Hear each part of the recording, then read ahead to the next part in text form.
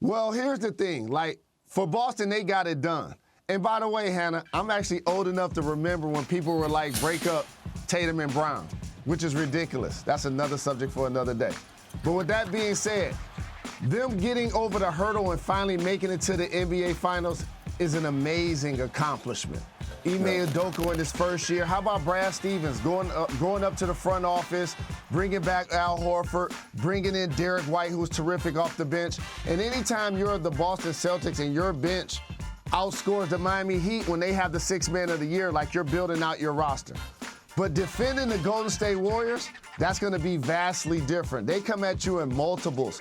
It's not just Jimmy Butler going one-on-one or Bam Adebayo being terrific in the paint. It's the Splash Brothers spreading the floor.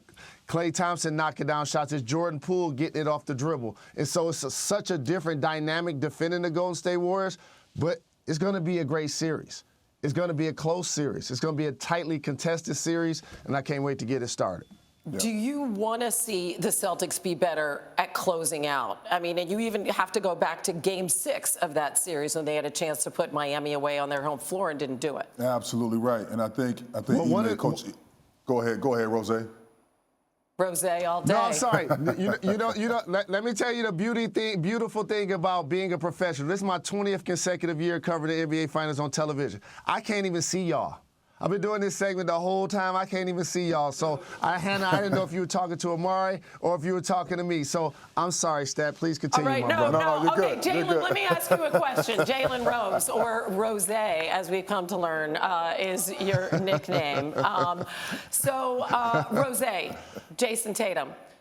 I know he won the Larry Bird MVP, but this is something we've been talking about this morning while you were getting just a little bit of shut-eye. Does he have to elevate his game beyond what he did in these Eastern Conference Finals in the finals? Does he have to play even better? He can, Hannah, and he will. And there are times when Jayson Tatum is almost like his barber. He doesn't miss. But then there are times when he's off the dribble, he gets a little loose with the ball and he turns it over. Right? And then sometimes he goes pedestrian and doesn't attempt shots.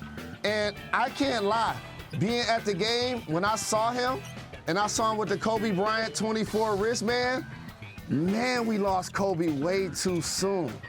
Like, I thought about Devin Booker last year, who was channeling, what Kobe and lessons that he learned while he was in the finals. Now to see Jayson Tatum do the exact same thing, just truly rest in peace to the Black Mamba. But absolutely he's going to have to be the best he can be on this stage because he's going against the all-time best. He's going against the Splash Brothers. He's going against Draymond Green. He's going against Steve Kerr. He's definitely going to have to elevate. But for these Boston Celtics who don't have a player that's been to the NBA Finals, I think they're ready to make this a long series. All right, so he was trying to channel that Mamba mentality, but you have called on him this morning to not be as passive as he has been. Yeah, especially down the stretch, closing out quarters and closing out halves in the games. You got to be aggressive. You got to be the guy that try to close out. So those last 2 minutes of a game, you want to be the one that kind of facilitate the offense. You want to get the best shot possible. And if Tatum is able to now be assertive in that space where he can dominate that game down the stretch and close out these games, then that's the level that I think the Boston Celtics need for him to get to. All right, so Jay, I've heard you say a couple of times that this is going to be a tight series. Caesar Sportsbook currently has the Warriors as a slight favorite to win. Game 1 is Thursday in San Francisco. So in Game 1, Golden State right now is a 3.5-point favorite. Jay, Rose, whatever you want us to call you, how do you see this going? Make your picks. It's never too early. I believe watching the Boston Celtics lose Game 6 on their home floor, that would have shown me that they were championship ready against a veteran-laden Golden State Warrior team.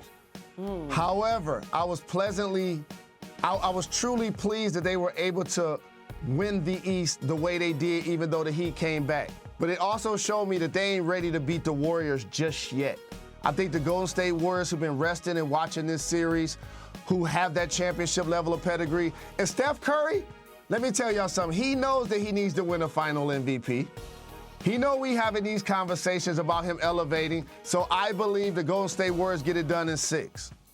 All right, Amari, pick up that point about the Finals MVP and then give us your pick. Yeah, I think Steph Curry's for sure thinking about that. It's not going to change it, but I do think that the Boston Celtics are going to win this series, and I think it's going to go in 7. And it's a battle between the coaches, Steve Kerr and Ime Udoka. Ooh.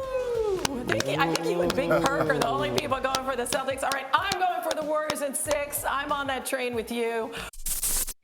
Thank you for watching ESPN on YouTube. For live streaming sports and premium content, subscribe to ESPN+.